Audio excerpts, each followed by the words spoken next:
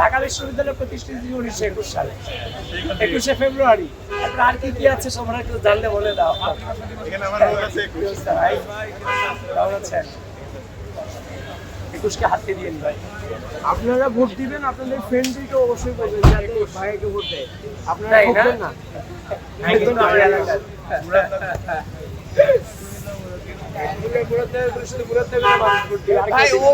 আমি বাংলাদেশের